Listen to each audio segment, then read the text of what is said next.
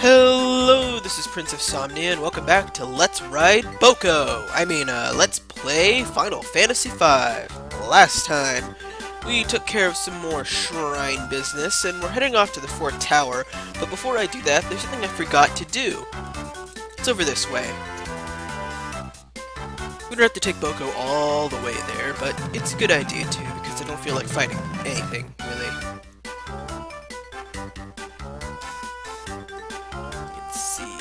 I think we're getting there. Yeah, this looks about right. I'm gonna head up this way. Walk this way. And over here. Let's see. No, that's not what I was looking for. There we go, we got the magic lamp. Yeah, it was kind of bad of me to forget to do this back when we were actually riding around the world with Boko, but, yeah, I just forgot. It slipped my mind. Basically, what the magic lamp does is that starting from, I believe, Bahamut, it just goes down each and every summon you can cast in the game until it runs out of power, which you have, and, when that happens, you have to come back and recharge it again. I'm pretty much not going to use it that much. Except for one occasion, maybe. Well, not maybe, definitely. But that's not until way down the road, and I will make sure to tell you when I'm going to be using the magic lamp, so that you know ahead of time. Anyway, I'm just gonna head back and meet you at the fourth tower now. Okay. Voice crack. Okay, I'm back. Yeah, that took a little while. Basically, I did a little bit of rearranging, did a tiny bit of off-screen grinding. I just wanted to get one more level for Knight for Bartz, and I mastered White Mage along the way for Lena, so that's pretty nice. Let's see, go into status. Right now I have Bartz equipped as a ranger because I want to start working towards getting rapid fire. I've got him with aim and equip armor just because I wanted him to have something a little bit more protective, but I didn't particularly care for the bone mail either because, well, it's the bone mail. Anyway, yeah, he's also in the back row. Let's see, Lena I have equipped as a time mage just to work on it. She's got white and time. She's got the reflect ring on instead of whatever she had before. Same goes for Creel, she's got the reflect ring on. Have her on black summon. And Ferris is a dragoon with dual wield, and I gave her the two strongest lances I have. So there you go.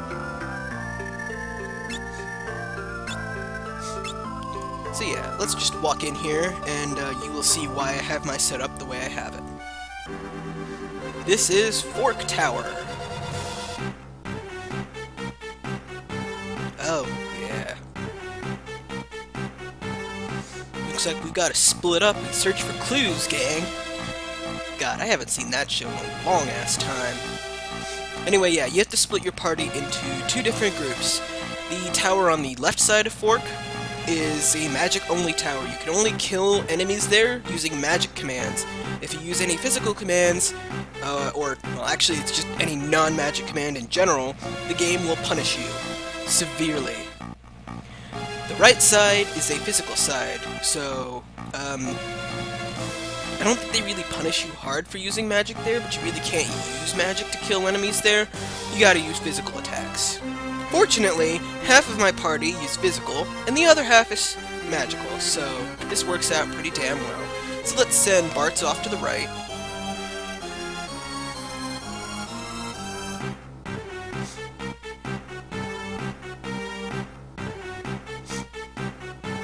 Let's send Lena off to the left.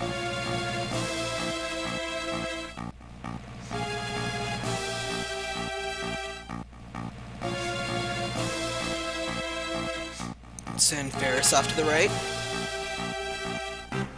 And last but not least, Creel's gonna head off to the left. Alternatively, if you really wanted to, you could just have a well, honestly, probably woman army, go off to the left and have the other 3 party members go off to the right if you really wanted to. My party isn't exactly structured that way, so I would end up having one party member, i.e. Lena, being largely useless for at least one of the towers, to be honest. And the reason why she's kind of useless is because, well, both of my mages here have Reflect Rings equipped, and yeah, she can't really buff anyone if they have Reflect Rings equipped, and she doesn't really have much by way of offensive spells to begin with, so yeah, someone was going to have to sit on the sidelines in this scenario, and honestly, I'm kind of glad it was Lena. In any case, she could just use potions if I really need her to heal stuff, like, although I really won't, because Reflect Rings kind of make you invulnerable for the magic half of the tower. They really do. So anyway, we've got tiny mages over here. Let's just have them defend. Let's see, tiny mages just use white magic spells randomly. If you don't use magic on them and you try to use something physical or non-magical, they will counterattack with Encircle and kick you out of the battle, so don't do that.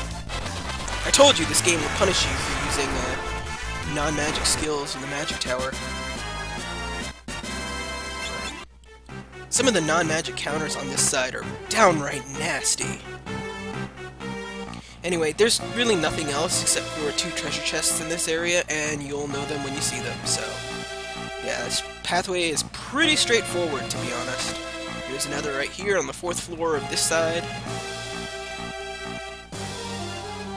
Wow, we are really not running into anything. I mean, normally I'd be fine with this, but I'd like to show off some of the other enemies game. This is the 7th floor. We get the Wonder Wand here. Basically, when you attack with it, I think it starts casting spells, starting with the weakest white magic spell, working its way all the way up to Holy, then going back down to the weakest black magic spell and working its way up to Flare, and so on and so forth. So, yeah, that's kind of interesting. Let's see if I can't run into anything else. Okay, those are the tiny mages again.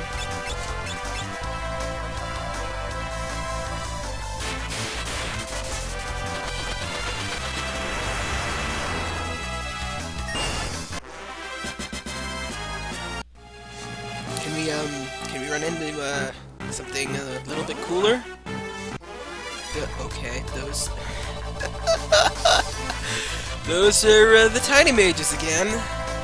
The game really loves the tiny mages. I don't know why I keep getting tiny mages. I honestly kind of wish it would stop. But the game sees fit to give me tiny mages, and so tiny mages I shall fight. Okay, yeah, this is clearly getting nowhere. Well, I'll just... oh, right. This is... okay. I'll just tell you outright, there are other enemies here. Chrono Controllers use time magic. They can banish you on their 4th turn, but you really honestly shouldn't let them get that far. And when you use a non-magical ability, they'll counter with Meteor. So, yeah. Flare-mancers cast black magic, and if you use a non-magic ability, they just hit you really hard for like max damage, which you can't survive, so yeah. I believe some of the enemies here have some stuff you can steal from them, but if you steal from those enemies, they will activate their non-magical counter, so yeah. The Chrono Controllers can be silenced though, so there's that. Well, so much for seeing other enemies here. Alright, before you walk up to that door, you want to make sure you're all set up. If you have the Reflect Rings, you should be more than okay. So, yeah.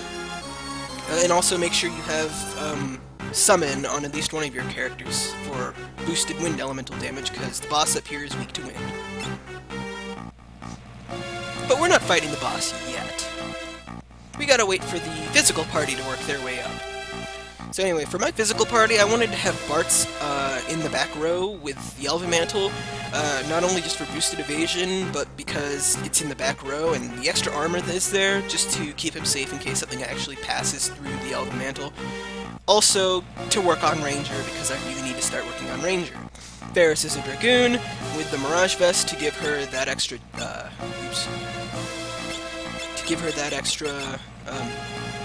little dodge there. It's basically a free hit.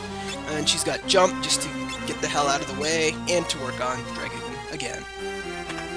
Dual wielding really helps out with the damage, because both lances will have their hits take, so...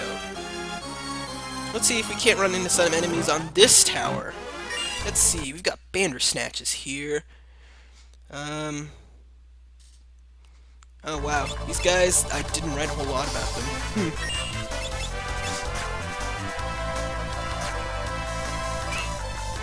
Wow, they can't even scratch me. Well, basically, in case you couldn't guess, everything here just uses physical attacks.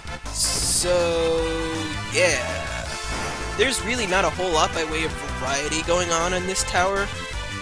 So, oh well.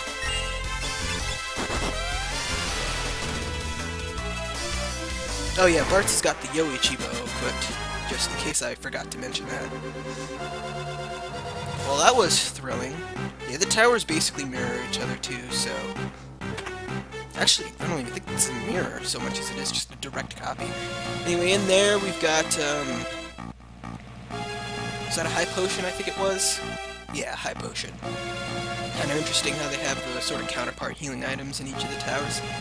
I like the idea of the Fork Tower, to be honest. It's got that kind of, that cool little duality going on here. Alright, we've got Iron Muscles, which aren't really all that interesting, and Dueling Knights, which have a rare steel, Flame Shield, if you really need an extra one of those. I do not. So let's just kill them off. Unfortunately, there's really no way we can get Titan on, or not Titan, Golem on this side, so, oh well.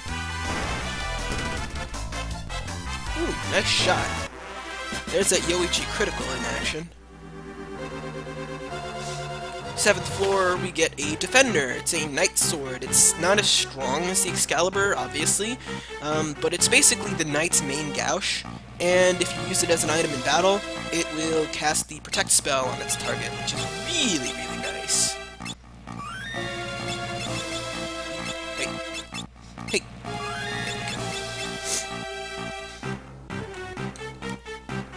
Alright, you really want to make sure your party is set up for this one. So much for getting job experience in this tower. I barely got into any encounters.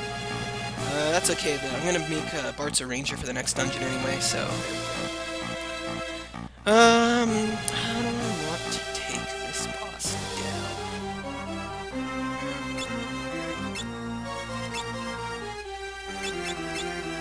down? Let me see. Do I have any really good axes? I have the Rune Axe. So, kind of?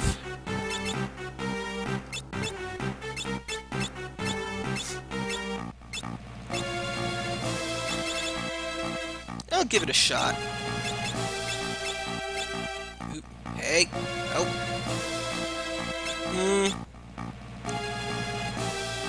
You know what? I think I'll just stick with the job classes I have. Welcome to the 9th floor! I was thinking about bringing a Berserker in for this fight, just to show off another Berserker, but... nah, I really don't care for the Berserker.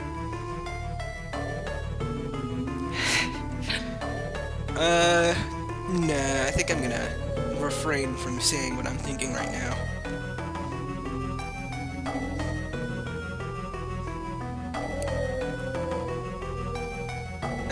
They can hear us? Wow, they can hear us. That's impressive. Alright, it's boss time against Minotaur. Looks kind of like that guy from the pyramid, huh? Anyway, he's got about 20,000 HP. All he does is physical attacks. You can't even use magic in this fight. There's a permanent mute status on your party, so don't even bother. Just go all out.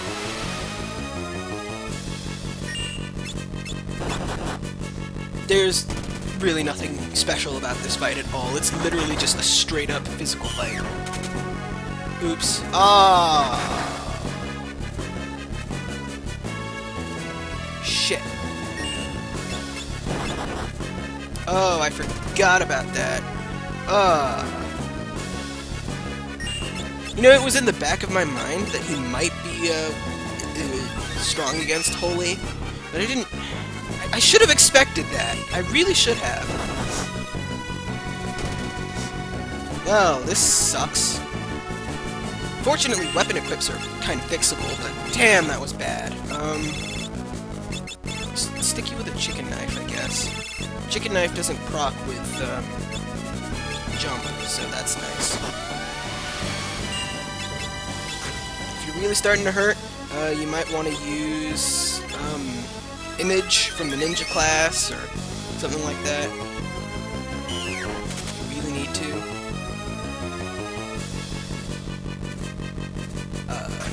Okay. That was weird. Let's high potion up, Ferris. When did you get another Mirage image? I thought you already had yours. Oh, right! Right! There's a glitch in the game where if you switch your equips, your Mirage status comes back from the Mirage Vest. I totally forgot about that.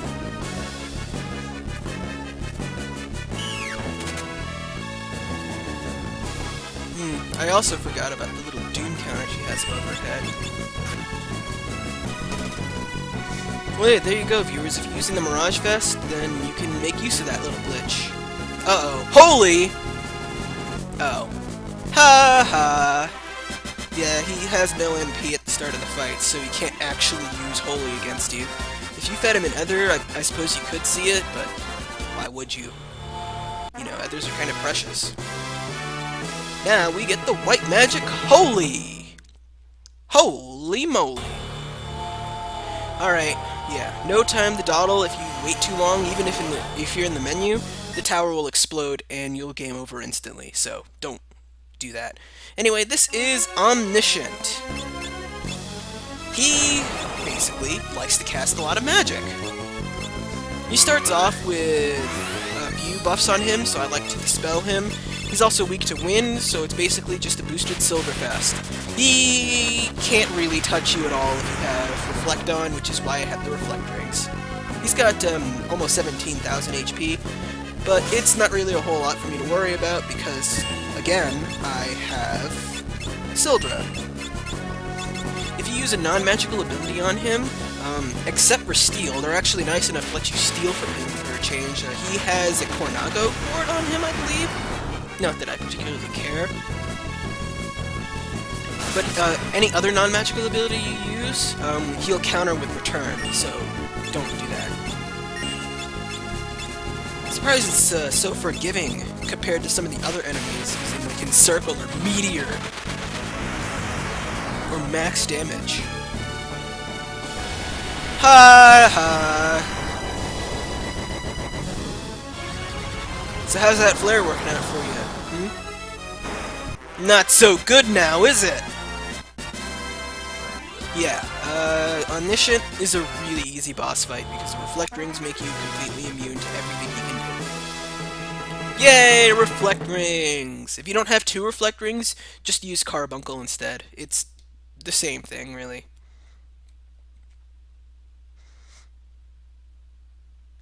Oh. Well, it's better than exploding and killing us.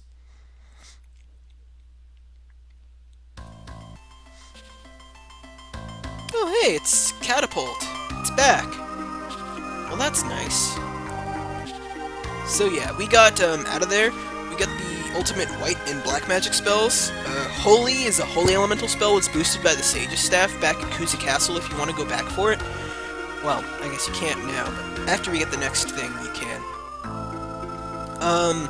Flare is actually non-elemental, so you can't boost it with anything, which technically makes it weaker than most other God level spells. But when used with Spellblade, it's literally just like a straight boost to your damage output. Like, it's ridiculous. I think it increases your battle power by like 100 or something like that. I don't remember exactly what I read. I'd have to look at the mechanics guide again. But yeah, Flare Spell Sword's really good if you're not going for elemental damage. But other than that, yeah.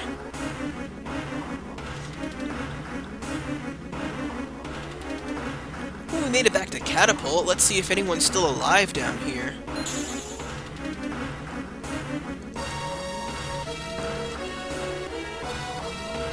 Oh, no, that's the, Hello? Anyone here? Is there anyone here? I was kind of expecting a cutscene to pop. Oh, right. I'm such a dumbass. Well, let's heal up anyway.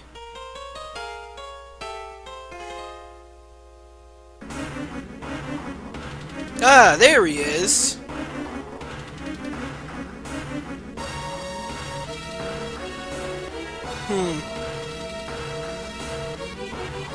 I was trying to gear up for a pun, but I just couldn't do it. Hooray! Cid's fine!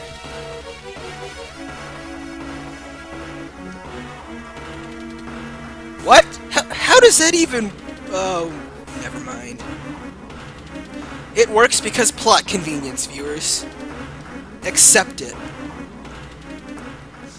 Accept that this game is never going to be serious enough to have a coherent plot progression. No, I'm just kidding.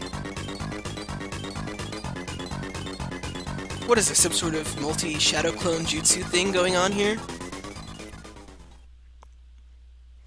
Are they working so fast I can see after images? That's ridiculous.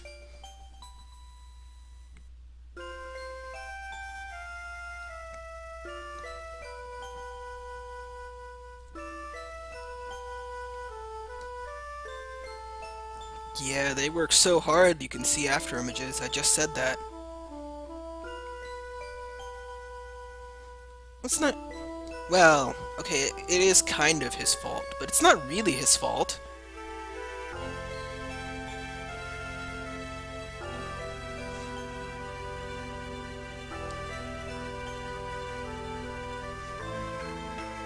Oh.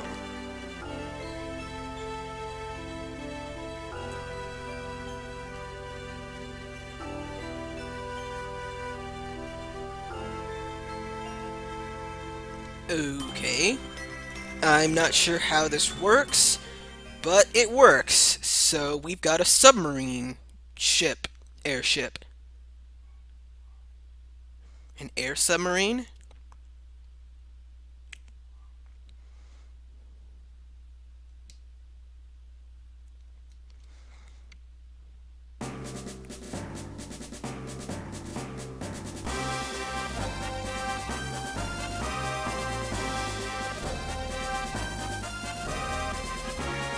Oh, right, there was a tablet underneath the sea, wasn't there?